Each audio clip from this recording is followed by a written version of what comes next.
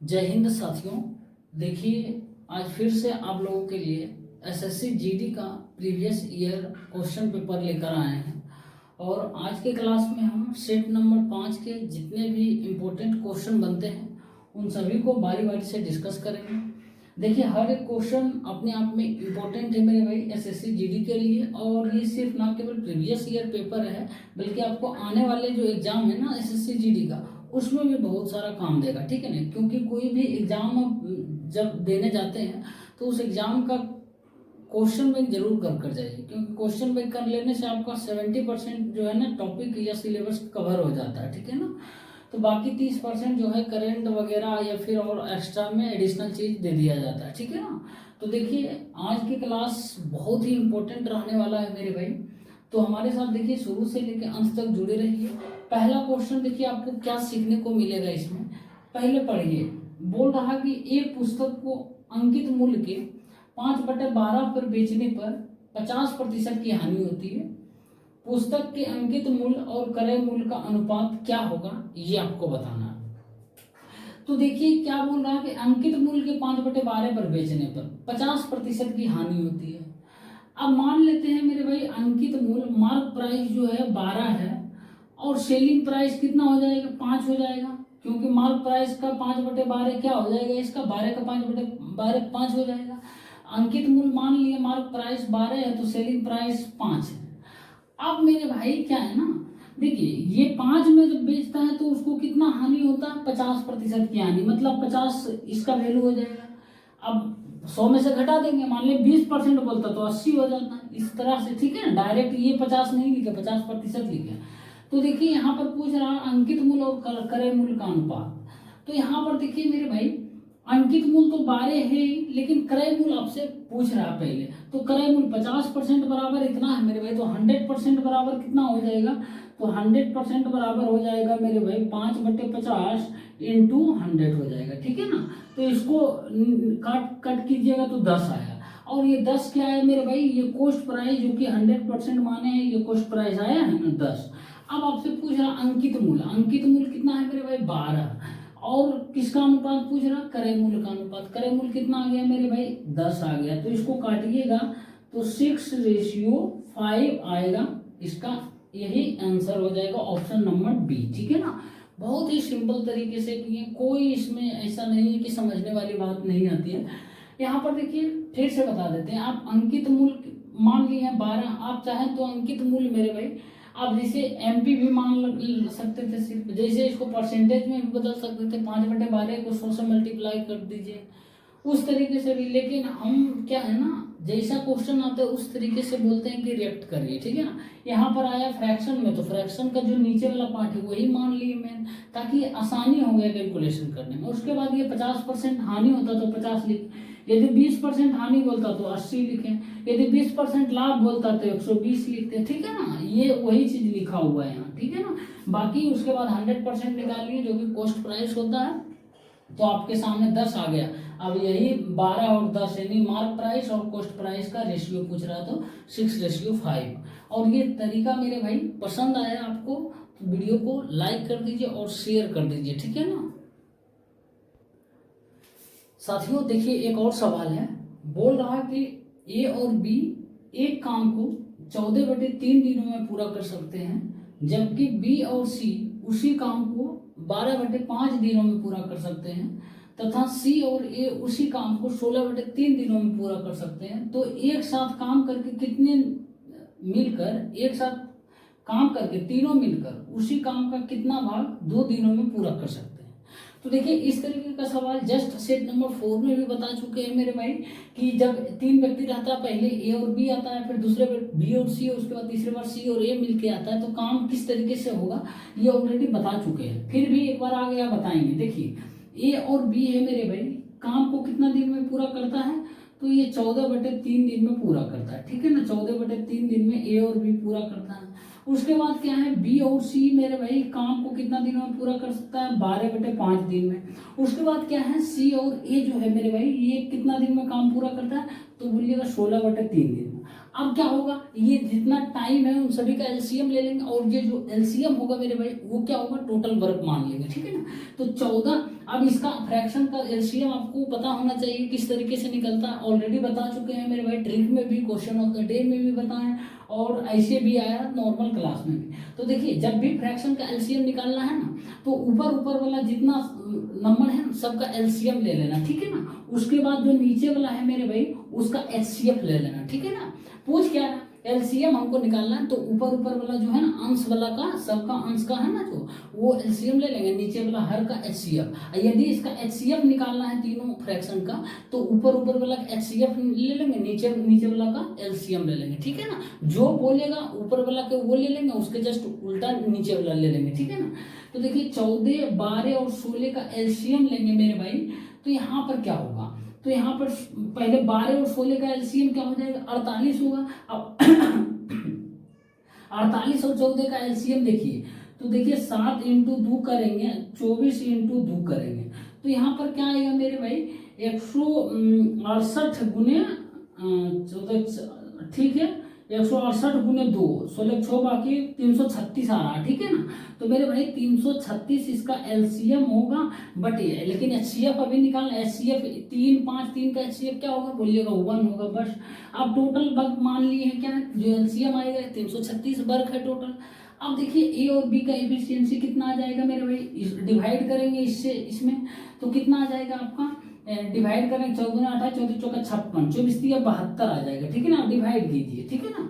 अब ये इसको डिवाइड करेंगे, बी और सी का एफिशिएंसी कितना आ जाएगा मेरे भाई, तो 12 दूना 24, 12 दूना 24, 8 हो जाएगा यहाँ पर 9, 12 96, 28 25 104, 140 आ जाएगा मेरे भाई इसका एफिशिएंसी बी और सी का।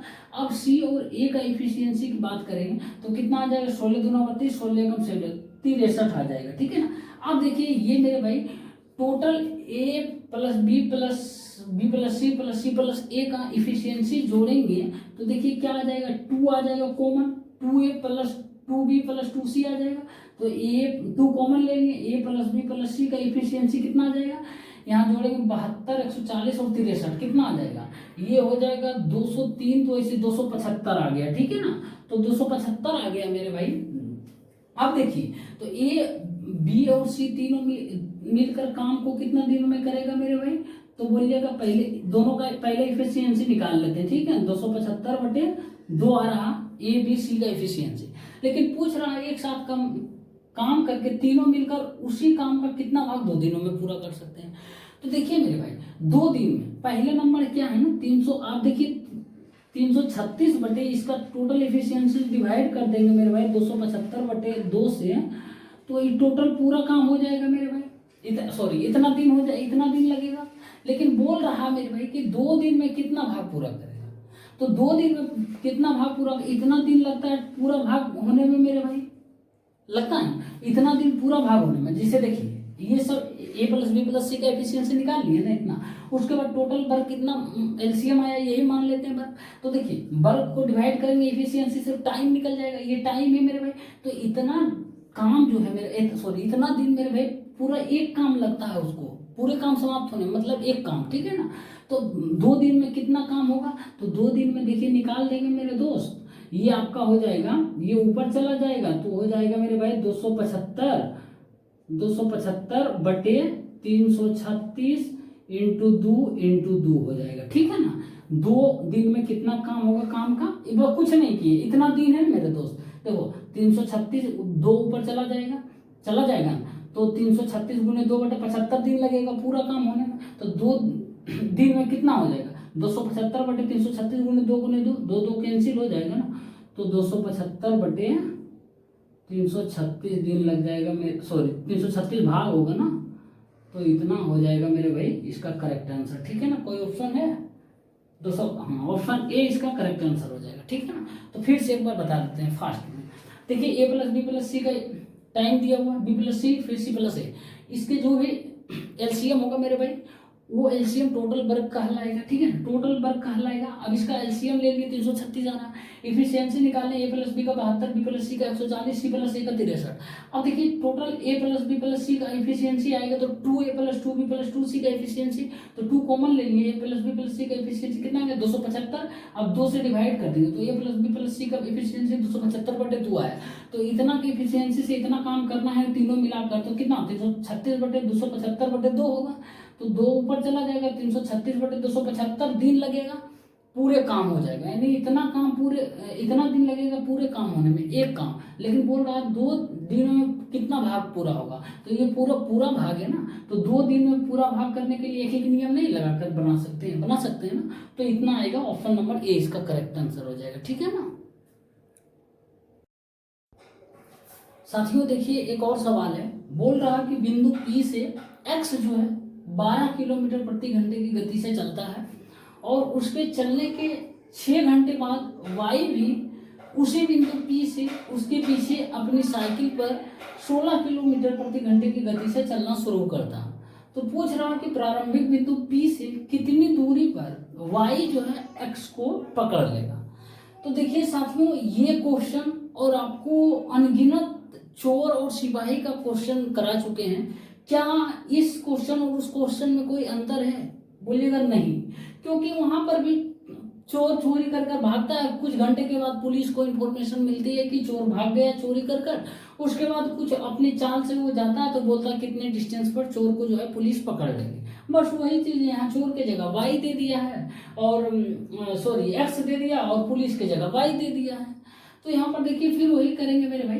देखिए P जो P से बिंदु P है, मान लेते हैं इस बिंदु P से मेरे भाई x नाम का व्यक्ति है, ये चलना शुरू करता है 12 किलोमीटर प्रति घंटे की चाल से और 6 घंटे के बाद वो चलता है।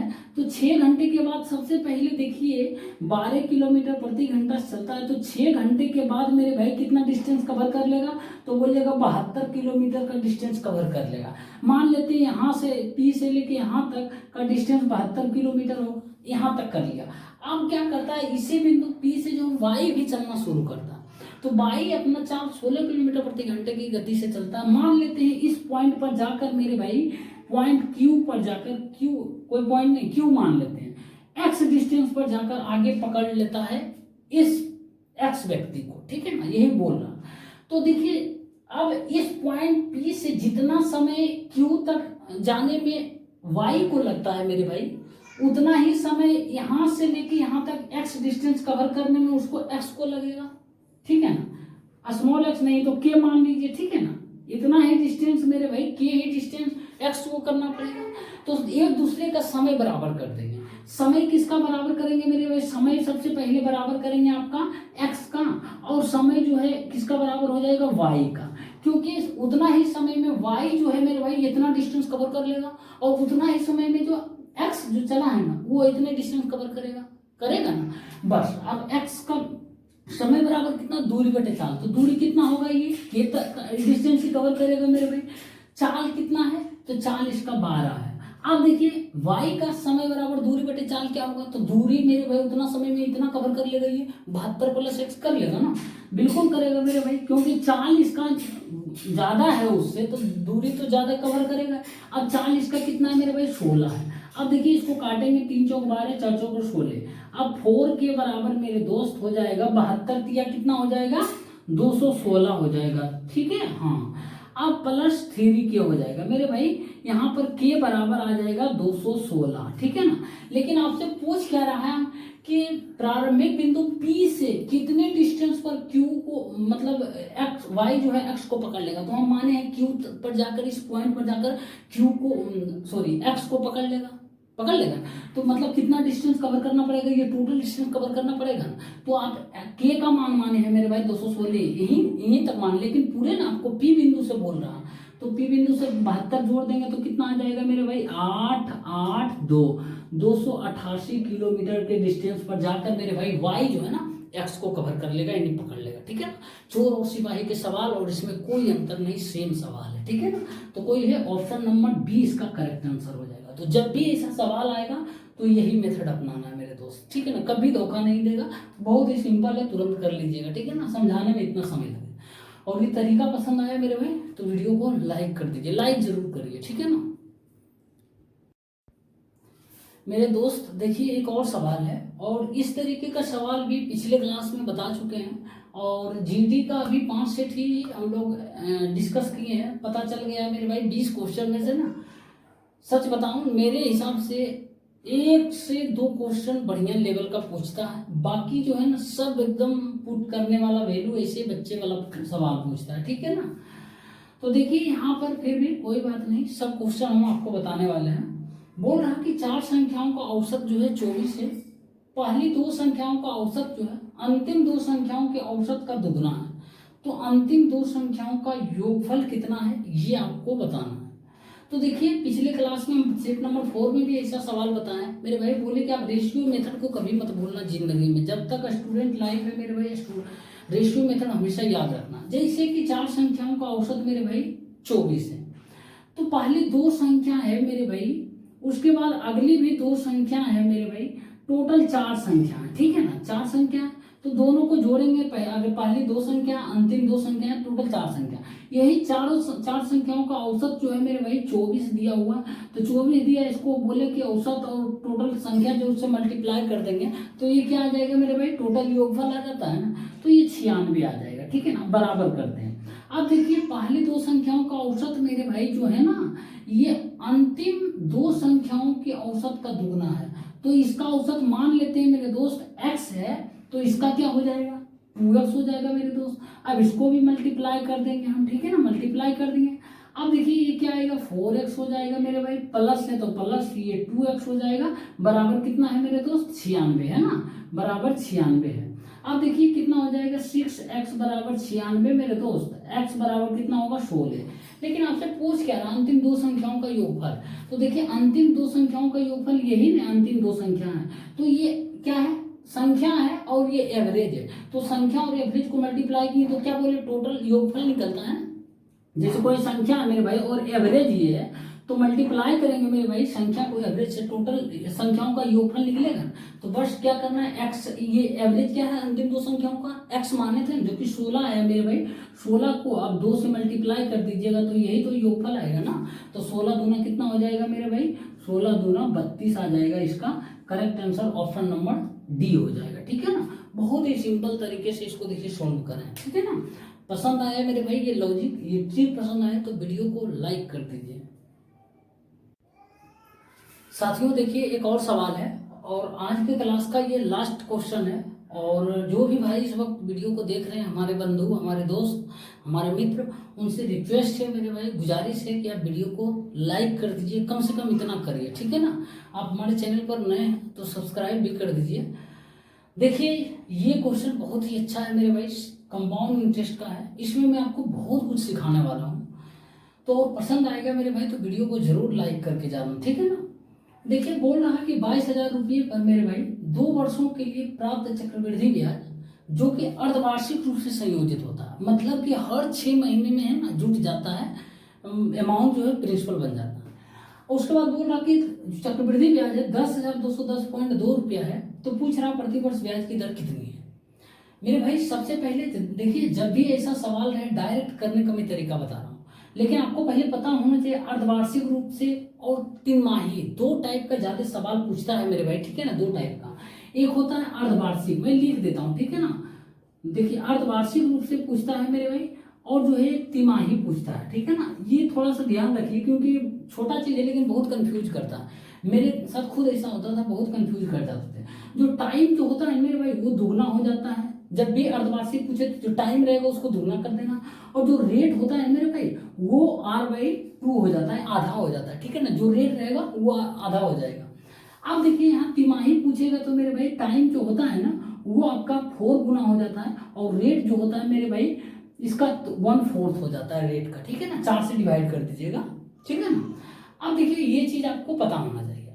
अब एक सवाल है मेरे भाई, जब भी ऐसा क्वेश्चन आए कि कोई धनराशि 3 वर्षों में एक निश्चित चक्रवृद्धि ब्याज की दर से जो है ना ए हो जाती है, कोई राशि ए हो जाती है, कोई प्रिंसिपल जो है एक निश्चित चक्रवृद्धि ब्याज की दर से 3 वर्षों में मेरे भाई ए हो जाता है अमाउंट या एन गुना हो जाता है, एन गुना बताएंगे क्या होता है, तो प्रतिवर्ष ब्याज की दर आपसे पूछेगा ना, तो क्या करना है मेरे दोस्त, देखिए कोई धनराशि जो है मेरे भाई पी है और ये ए हो जाता है मेरे भाई, इसके लिए उसको टाइम जो है टी लगता है, पी लगता है, और आपसे रेट पूछेगा तो क्या होगा, ठीक है ना। अब देखिए मेरे भाई सबसे पहले पी मान लेते हैं 100 रुपया है, तो अमाउंट यदि 200 हो जाता है, ये प्रिंसिपल और ये अमाउंट, तो ये जो मेरे भाई इसको ए बाई पी को हम क्या एन गुना लिख सकते हैं मेरे भाई, एन गुना। अब देखिए ए बाई पी करिए 200 बटे 100 क्या होगा, 2 होगा, या फिर 100 गुने 2 कीजिए 200 आ रहा है ना। आप ए बाई पी को एन गुना भी बोल सकते हैं, तो बस कुछ नहीं करना, यहाँ पर यही चीज समझाना है।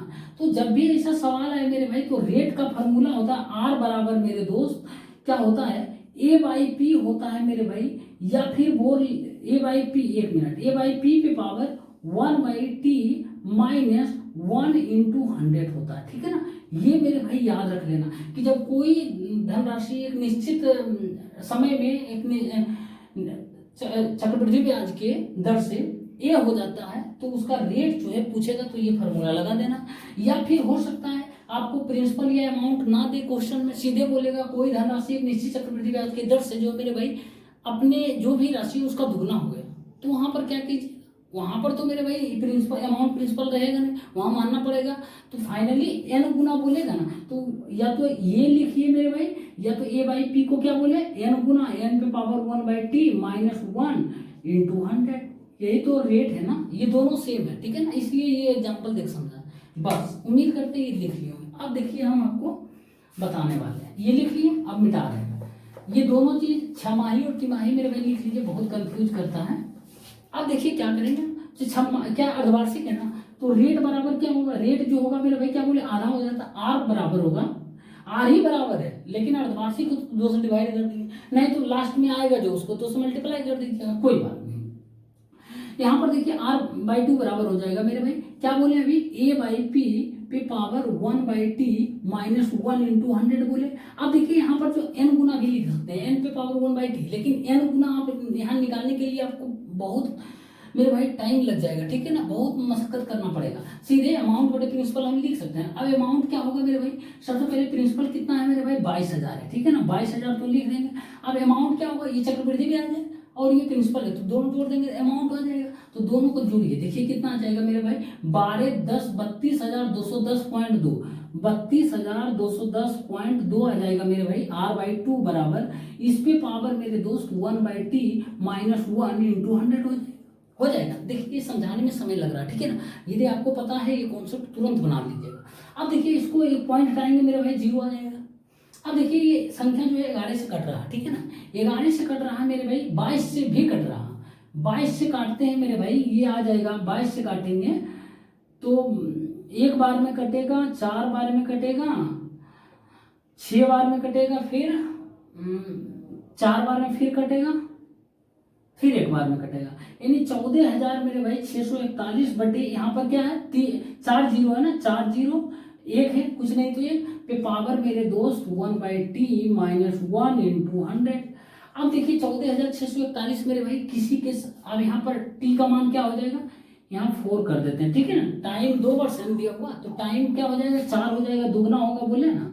तो देखिए 14,641 किसी संख्या का क्यू 4 दिख रहा पावर मेरे भाई, 11 पे पावर 4 होता है 14,641, ये याद रखिए मेरे भाई, 11 पे पावर 3 और 11 पे पावर 4, कम से कम 21 पे पावर 3 और 21 पे पावर 4, बहुत ही काम देता है ये दोनों, आप रट लीजिएगा मेरे भाई क्या होता है क्यूब। अब इसका तो 13,331 होता है ना, 11,331 होता है ना, 11,000 इतना ही होता है ना, 121 गुने 11 133 ठीक 1331 होता है, ठीक है ना। अब इसका जो है 14,641 होता है। अब इसका निकाल के मेरे भाई, अब इसका 2197 होता है मेरे दोस्त, इसका कितना होता है आप कमेंट बॉक्स में बताइएगा, ठीक है निकाल के। तो ये 4 को रट लीजिए। अब देखिए यहाँ पर मेरे भाई 11 बटे 10 की पावर 4 करेंगे तो हो जाएगा, 10 की पावर 4 इतना होता है ना 10,000, तो 11 बटे 10 की पावर 4 करेंगे, 4 4 कैंसिल हो जाएगा, तो सिर्फ बचेगा 11 बटे 10 माइनस 1 है इंटू 100 हो जाएगा मेरे भाई। तो इसको काटेंगे, एलसीएम लेंगे मेरे भाई, 11 में 10 कितना 1 1 बटे 10 10 डिवाइड करेंगे 100 से कितना आएगा 10। आर बटे 2 बराबर 10% है मेरे भाई, आर बराबर कितना हो जाएगा 20% हो जाएगा, ठीक है ना। ऑप्शन है, ऑप्शन नंबर ए इसका करेक्ट आंसर हो जाएगा मेरे दोस्त। बहुत ही इंपॉर्टेंट सवाल था, बहुत ही इंपॉर्टेंट।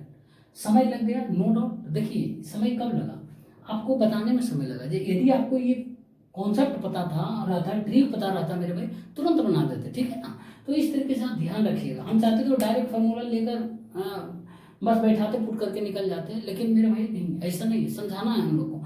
कोई फायदा नहीं है हम 10 क्वेश्चन 20 क्वेश्चन कर लें, 5 क्वेश्चन ही करेंगे, आपको पांचों के पांचों जो है बढ़िया समझ आए। उसके अलावा जितना भी उससे रिलेटेड पॉइंट्स भटक रहा सभी के सभी आपको मैं दे दूंगा, ऐसा मेरा मकसद रहा था, ठीक है ना। उम्मीद करते हैं साथियों आज के क्लास में जितना भी बताएं क्वेश्चन सभी के सभी समझ आया मेरे भाई। तो आप वीडियो को लाइक कर दीजिए और शेयर कर दीजिए, ठीक है ना। मिलते हैं साथियों नेक्स्ट क्लास में, तब तक के लिए धन्यवाद।